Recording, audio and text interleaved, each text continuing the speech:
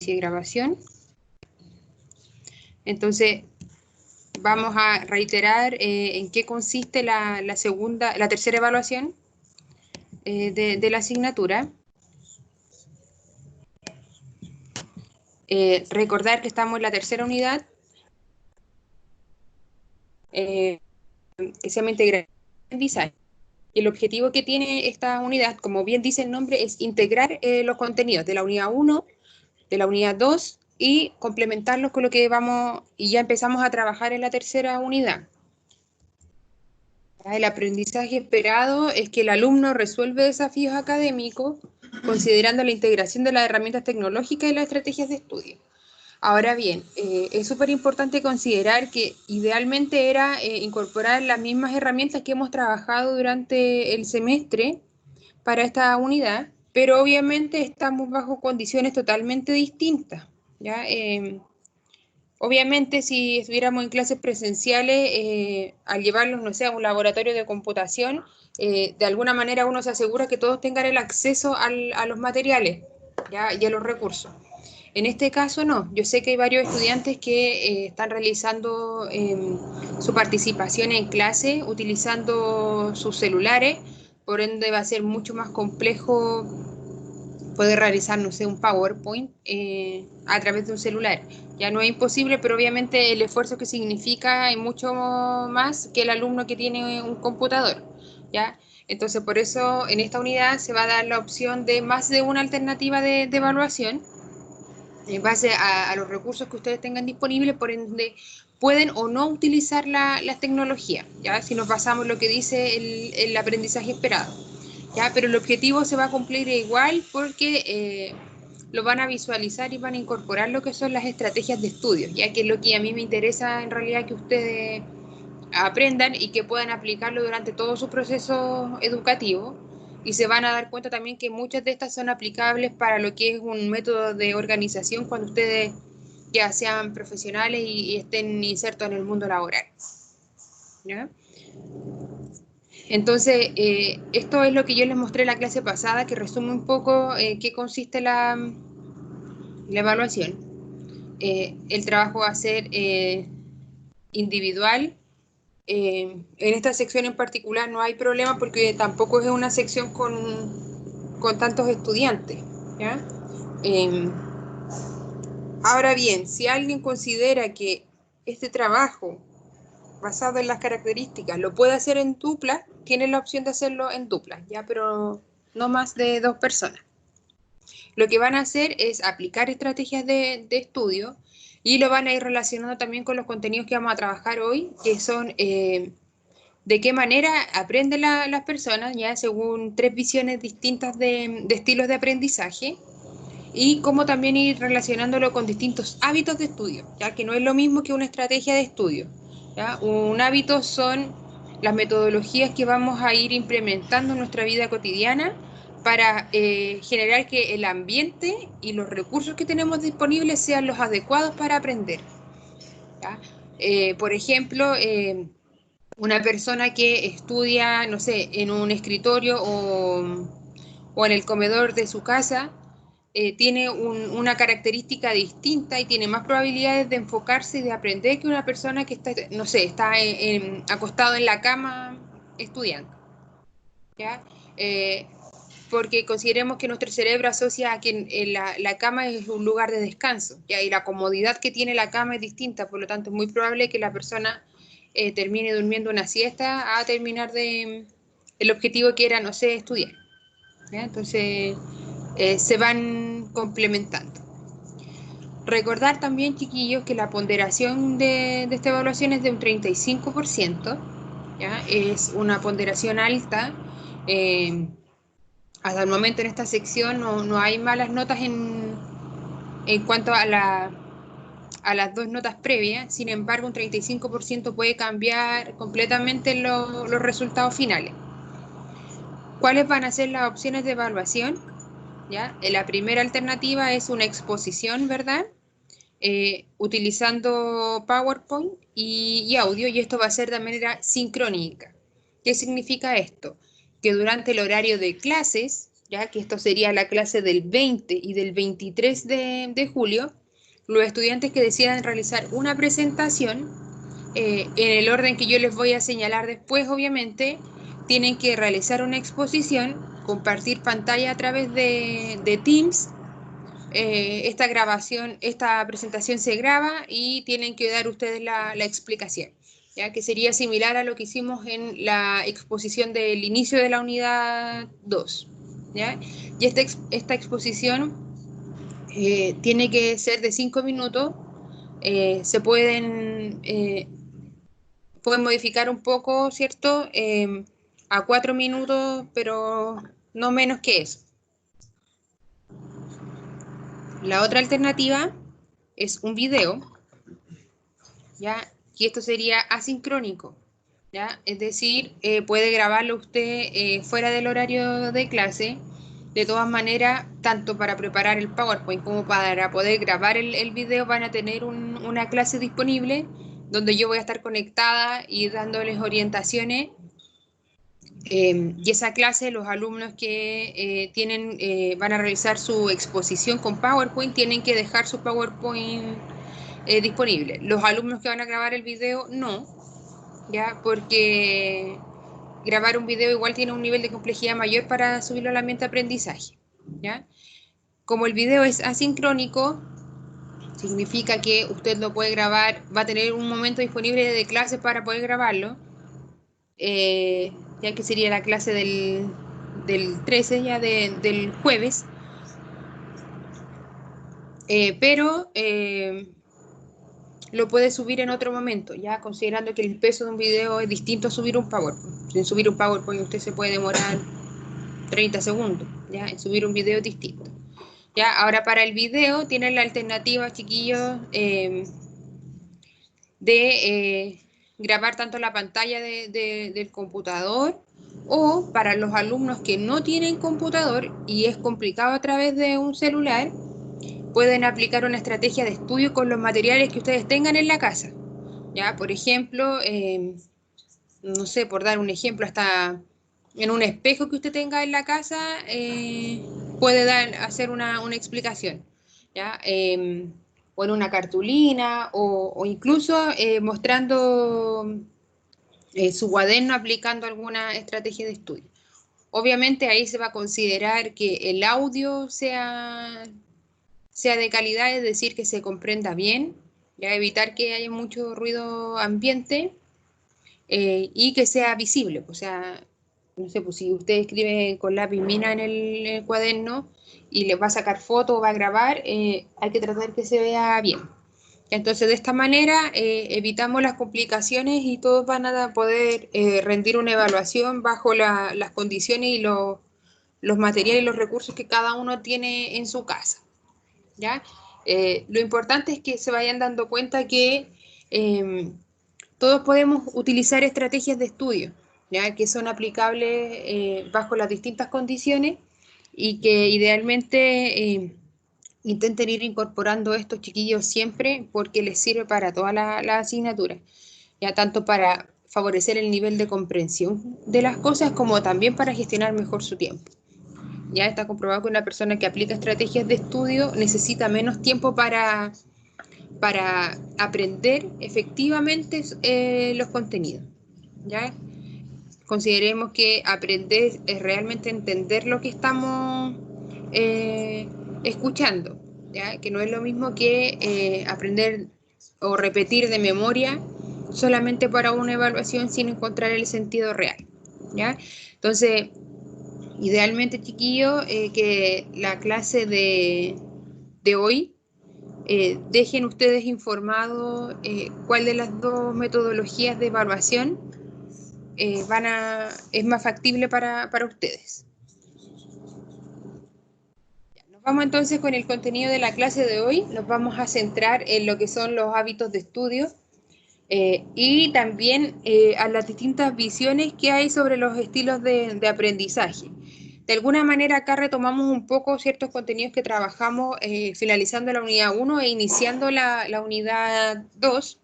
Ya recuerden que ustedes investigaron sobre diferentes autores que hablan sobre lo que es el aprendizaje, el proceso que significa.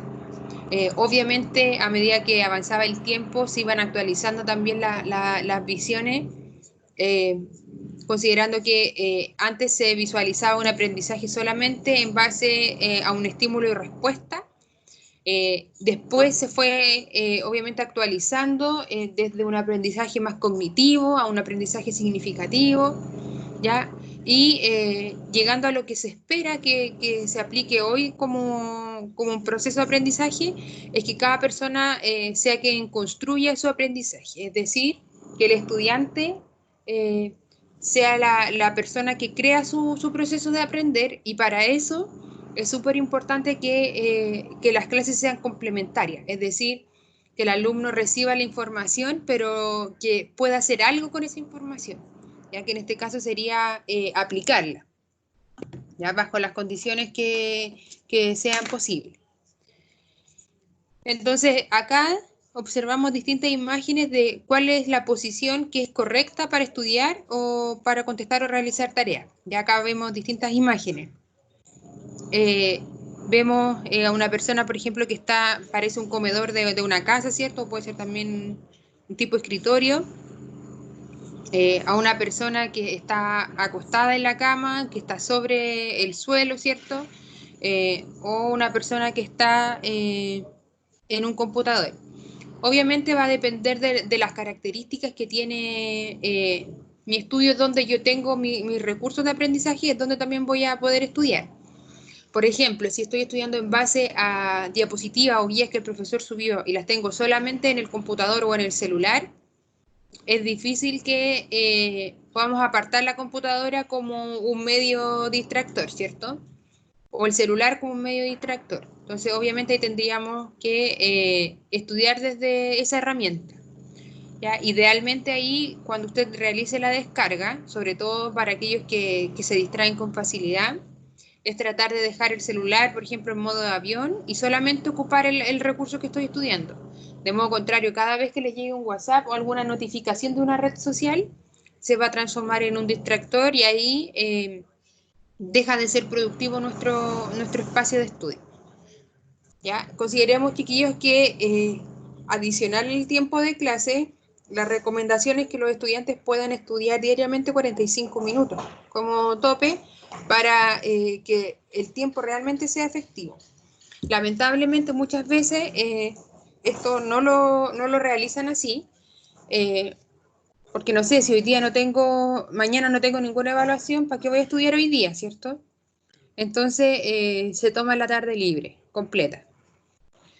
Entonces, cuando llegue el momento de la evaluación, ya no van a ser 45 minutos de estudio, ya, sino va a tener que estar el día completo tratando de estudiar y obviamente nuestra mente, chiquillos, también se cansa, entonces no podemos disponer de estar 4 horas y considerar que las 4 horas van a ser productivas de estudio. ¿Ya? Idealmente, si pueden aplicar la estrategia de ir repasando los contenidos después, no sé, en la tarde, es ideal, porque ahí van a poder darse cuenta si efectivamente entendieron o no el contenido, ¿ya? Van a tener la información, como se dice, fresquita para poder ir generando, no sé, anotaciones a los costados de los apuntes o del material de estudio. Y eso obviamente va a ser tiempo que después va a disminuir más adelante, ya en cuanto a tiempo de dedicación para aprender ese contenido. Ahora, hay distintos modelos educativos. Hay un nuevo modelo que, como les digo, está centrado en una formación un poco más integral, ¿ya? Es decir, no dividir en la clasificación de tecnológico, científico y humanista por separado, ¿ya? Sino como un complemento, ¿ya? La persona que es un poco más humanista no significa que no puede tener conocimientos y nociones desde el área un poco más científica, ¿ya? Pensemos, no sé, en los mismos establecimientos educativos, ya sobre todo en los liceos, que el alumno, no sé, que se va a un humanista no tiene ninguna noción de lo que es un biólogo matemático. Entonces, la idea de un modelo educativo que sea más integral significa que usted puede ser especialista en algo, pero tiene que tener nociones también de lo demás. También se busca que sea un poco más equilibrado la clasificación de lo que es el conocimiento que tiene la persona, la actitud, las habilidades y los valores. Ya que esto es súper relacionado a lo que trabajamos en la unidad 1, no sé si se acuerdan, del modelo de Marta Alles, donde clasificaba lo que son las habilidades, lo que son los conocimientos, lo que son las actitudes, ya lo que era el estima, ¿se acuerdan? Entonces, lo que busca es que la persona con conocimiento no es suficiente para poder desarrollarse de manera integral, ¿ya? Además de conocimiento, la persona tiene que tener la actitud para aprender y para aplicar y tiene que ir desarrollando las habilidades que le permitan aplicarlo. Se busca también que el aprendizaje sea más autónomo, ¿ya? Que el profesor realmente sea un guía, pero el alumno sea el encargado de desarrollar su proceso de aprender, ¿ya? Eso significa que también dentro de las facultades que tienen ustedes como estudiantes es súper importante que puedan ir complementando lo que reciben como información, ¿ya? Se busca también que los modelos educativos sean un poco más flexibles, sean más innovadores, y eso significa que idealmente todo lo que usted va aprendiendo también se vaya relacionando con lo que existe en el mercado laboral, con lo que es la realidad, con lo que realmente se necesita y que usted va a aplicar cuando esté ya inserto trabajando, ¿ya? Y también se busca combinar un poco lo que es la teoría con la práctica, ¿ya? A mí no me sirve solamente que me digan cómo son las cosas cuando yo no las puedo aplicar, ¿ya? Y el aplicar, chiquillos, en la práctica no significa siempre estar en terreno, ¿ya? También significa poder aplicar mis contenidos, por ejemplo, a un método de caso, ¿ya? Y relacionándolo, ¿ya? Eso también forma parte de un modelo práctico. Pero si se dan cuenta, este nuevo modelo, que es lo que se busca, es desde el ideal, pero cambiar un proceso educativo a veces demora un poco más, porque hay ciertas condiciones que se tienen que dar en el ambiente para que esto sea aplicable. Ahora, desde lo que son los estilos de aprendizaje, que esto lo trabajamos al inicio de la asignatura, podemos clasificarlo desde cómo yo selecciono la información, cómo utilizo la información y cómo se organiza, pero según los hemisferios del cerebro. ¿Ya? En esta sección, un grupo realizó su exposición relacionada a lo que eran los hemisferios del cerebro. ¿Ya? Y también yo les mostré algunas imágenes de referencia. Cuando hablamos del estilo de aprendizaje según la selección de la información, es como yo lo voy a recibir, ¿cierto? Si es a través de un medio visual, a través de lo auditivo o a través de lo kinestésico, ¿ya? Obviamente hay información que yo lo puedo ir seleccionando y voy recepcionando por más de un sentido. Por ejemplo, ahora usted puede observar la imagen, ¿cierto? Que sería a través de un medio visual, pero también si está escuchando, está aplicando lo auditivo, ¿ya? Y si usted después esto lo comienza a realizar, por ejemplo, usted aplicara la estrategia de estudio, ya lo está llevando a lo kinestésico. Tenemos también la opción de estilos de aprendizaje según cómo usted utiliza la información, ¿ya? Acá ya estamos en la parte de aplicar desde lo práctico, que puede ser a través de un método activo, reflexivo, teórico o pragmático. ¿Ya? Que esto hay un test que está relacionado, y eso lo presenté en la unidad 1 y lo vamos a retomar ahora. La idea es que cuando la persona conoce cuál es su estilo de aprendizaje, obviamente la estrategia de estudio que puede utilizar tiene que estar más relacionado a esas características que tiene como del cómo aprende, ¿ya? Entonces ahí tenemos esas 4 clasificaciones que las vamos a ver más adelante. Y el estilo de aprendizaje desde la organización de la información. Recuerden que el modelo de Gagne señala que tenemos hemisferios del cerebro, ¿cierto? Que tenemos el hemisferio izquierdo donde se relaciona a los aspectos más técnicos, ¿cierto? A la parte como más estructurada que tiene cada persona, la parte lógica, matemática, y tenemos el lado derecho que se relaciona un poco más al lado de las emociones, al lado más artístico, a los colores, a la imaginación, ya a la música, a los sonidos. ¿Ya? Entonces, ¿por qué se relacionan los estilos de aprendizaje? Porque este modelo señala cómo yo reorganizo mi información a nivel cerebral, ¿ya? Y cómo lo estimulo, ¿ya? Recuerden que la teoría de los hemisferios del cerebro señala que la persona no nace con un hemisferio del cerebro más desarrollado que el otro. Ya nosotros lo vamos estimulando dependiendo de las actividades que realizamos de manera cotidiana.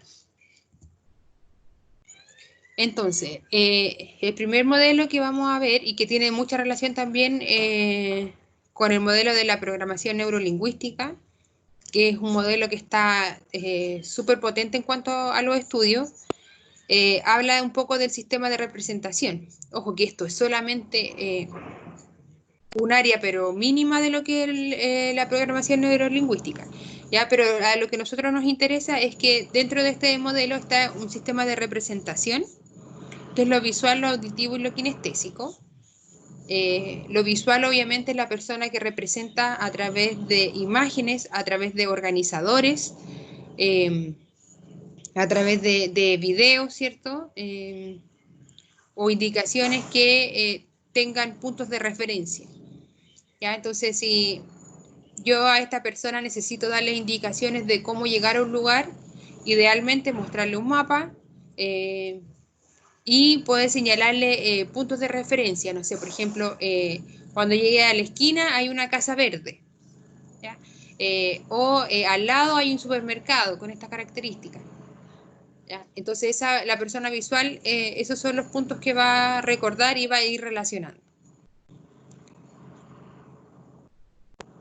Entonces, si lo vemos desde los estilos de aprendizaje a una persona visual, obviamente un mapa conceptual tiene la organización que necesita, ya porque cuando esté en la evaluación probablemente la persona se va a venir a la mente la estructura del mapa y dónde está cada información.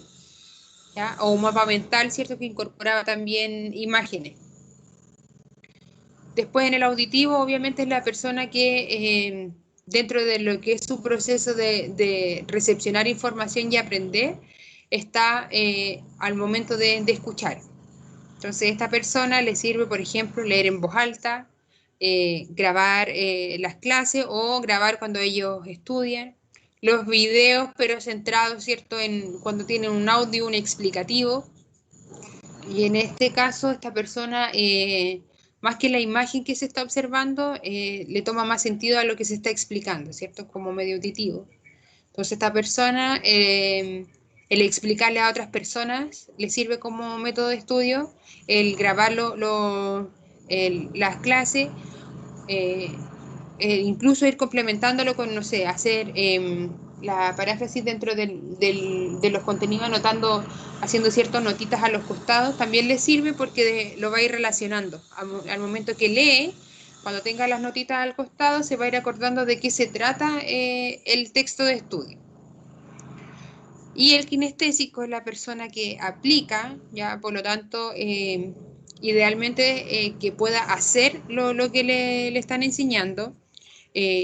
Y obviamente hay ciertas cosas que no las podemos hacer, por lo tanto, lo que se puede hacer desde el kinestésico es tratar de observar cómo se aplica en otros sectores. Por ejemplo, desde el contenido ustedes de la logística, cómo yo podría trabajarlo con un kinestésico, mostrando cómo es el proceso logístico de una organización, de una empresa. Entonces ahí ese contenido le va a dar mucho más sentido a la persona kinestésica, ¿ya? Y los videos, aunque ellos no lo pueden hacer, también tiene una representación más significativa cuando no lo puede aplicar, porque puede ver el paso a paso. Después tenemos el modelo de procesamiento de la información, ¿cierto? Que es activo, reflexivo, teórico y pragmático. Y esto, ¿cómo lo podemos evaluar? A través del test CHAEA, que es el cuestionario de Jona y Alonso de los estilos de aprendizaje. Ya consideremos que todas las personas pueden desarrollar también estos modelos de procesamiento de la información. Incluso si ustedes aplican este test, que es el test CHAEA, cuando están recién iniciando su carrera y lo vuelven a contestar cuando están terminando la carrera, probablemente se genere una modificación dentro de lo que son sus resultados, ¿ya? Porque vamos estimulando otras áreas diferentes. ¿Ya? El alumno activo es la persona que es más práctica, ¿cierto? Que lo que busca es actuar de manera un poco más inmediata, es más resolutivo, ¿ya? Pero al ser resolutivo muchas veces deja de lado aspectos que son importantes de hacer, ¿ya? Este contenido lo trabajamos antes, pero les doy nuevamente el ejemplo. Una persona activa es la persona que, por ejemplo, al momento de comprar un mueble, lo arma desde la lógica de cómo deberían ir las piezas, pero no observando el manual de cómo se hace. Después tenemos el alumno que es reflexivo, que es la persona que piensa bastante antes de tomar cualquier decisión, que va analizando los distintos puntos. Generalmente se pregunta mucho, ¿y por qué esto es así? ¿Ya? Y necesita tener una lógica de lo que hace, ¿ya? Entenderlo bien él mismo para poder darle sentido. ¿Ya? El reflexivo, cuando no domina bien los contenidos, tiende a ser un poco más inseguro, pero cuando domina el contenido, logra verlo desde una perspectiva mucho más creativa, más dinámica, ya distinta. Después tenemos el alumno teórico, ¿ya? El alumno teórico es el alumno que es un poco más estructurado, ¿ya? Que todo lo que hace tiene que tener una lógica, tiene que tener un porqué. Entonces, para el alumno teórico, la posición es blanco y negro y no hay un intermedio.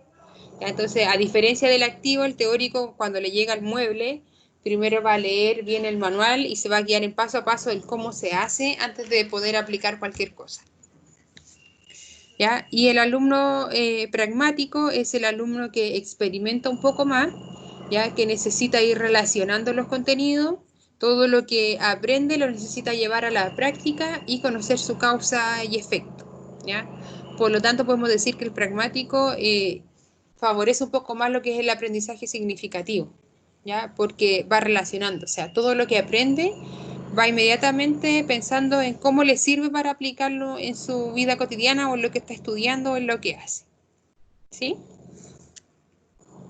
Entonces, este test, no sé si yo les dejé el link, chiquillos, al inicio, en la primera unidad.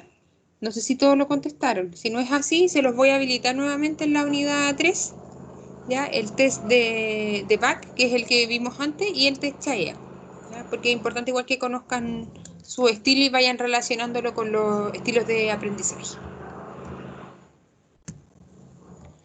Después pasamos a una categoría que de alguna manera es similar, chiquillos, a la anterior, pero esta incorpora más clasificaciones, como un versus, ¿ya?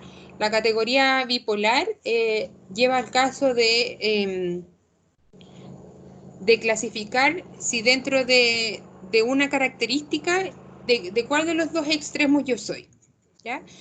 Por ejemplo, tenemos la primera clasificación, que es el sensitivo o intuitivo, ¿ya? El sensitivo es la persona que es un poco más concreta, ¿ya? La persona que es más práctica, que necesita, si a mí solamente me pasan contenidos pero no hago nada para aplicarlo, no va a ser significativo si yo soy sensitivo, ¿ya? Y una persona que le gusta resolver, que le gusta aplicar. En cambio, si yo soy desde la característica del intuitivo, se centra más a la persona teórica, ¿ya? Que no puede llevar las cosas a la práctica si primero no tiene la parte teórica, ¿ya? Entonces, si nos vamos a relacionarlo un poco con la clasificación anterior, el intuitivo sería un poco como el reflexivo, ¿cierto? Que para armar el mueble tiene que primero leer el manual del cómo se arma, ¿ya? Entonces, al ser intuitivo, tiene que llevarlo desde la lógica, desde el cómo se hace, tiene que tener súper claro y tiene que tener un conocimiento previo de la información, ¿ya? Y va relacionando. Después tenemos la clasificación de los que son visuales o verbales, ¿ya? Dentro de este modelo sensorial, el visual obviamente es el que lo que recopila es la imagen, hace representaciones visuales, incluso ordena las cosas desde la imagen. ¿Ya? Entonces, por eso acá volvemos al ejemplo de un mapa conceptual o, por ejemplo, esta persona para estudiar necesita tener imágenes de referencia. ¿Ya? Después, el punto contrario, ¿cierto?, al visual tendría que ser el verbal, que es la persona que necesita hablar y escuchar para representar y entender bien, ¿ya? Necesita debatirlo, necesita conversarlo con otras personas, necesita realizar alguna exposición o explicarle a alguien o a sí mismo cómo entendió las cosas. Entonces acá es similar, ¿cierto?, a lo que vimos en el modelo, en el primer modelo, que era el visual auditivo kinestésico, que acá tendríamos la clasificación del visual y el auditivo, ¿cierto? Sería como esa la representación. Después pasamos a la clasificación de cómo yo represento la información, ya dentro de este mismo modelo, que sería desde lo inductivo o lo deductivo, ¿ya? El inductivo es del hecho a la teoría y el deductivo es de la teoría al hecho, ¿ya? Es decir, el inductivo le sirve más las clases que aplican y lo van relacionando con la teoría, o esta persona quizás después que aplica y hace las cosas, le toma el sentido a todo lo que le enseñaron desde la parte teórica. En cambio, el deductivo necesita primero tener la teoría para después poder aplicarlo para que para él tenga el sentido, ¿ya? Por lo tanto, el deductivo se va a ir siempre a los detalles, ¿ya? Porque el deductivo tiene que mantener primero la teoría y entenderla bien para poder aplicarlo de manera significativa. Después tenemos el cómo yo recupero la información dentro de esta misma categoría bipolar, que son los secuenciales o los globales, ¿ya? Dentro de los secuenciales tenemos las personas que tienen que ir viendo el paso a paso, ¿ya? O sea, van desde lo más específico para poder entender lo general. En cambio, los globales es todo al revés. Tienen que ver primero la totalidad para después poder entender lo que es más específico, ¿ya? Los que son secuenciales son personas un poco más ordenadas, más estructuradas. En cambio, los que son más globales, ¿cierto?, son más rápidos, porque al verlo desde la totalidad, empiezan a surgir inmediatamente las ideas. Y por último, tenemos el cómo organizo la información, que son los activos y los reflexivos, ¿ya? El activo es la persona que discute, manipula, conversa, para llegar a poder aplicarlo como él lo necesita hacer, y el reflexivo es la persona que primero tiene que analizarlo. Hay una gran diferencia entre el activo y el reflexivo en cuanto a la modalidad de trabajo, que el activo, al ser una persona que necesita conversar, manipular y aplicar, le es fácil trabajar de manera colaborativa, ¿ya? Porque necesita conocer también los puntos de otras personas y ahí va apareciendo la creatividad.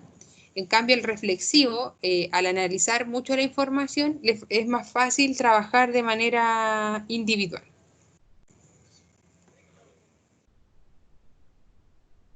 Voy a detener un poco ahí, chiquillos, antes de pasar al siguiente punto. Hasta aquí, chiquillos. ¿Hay alguna duda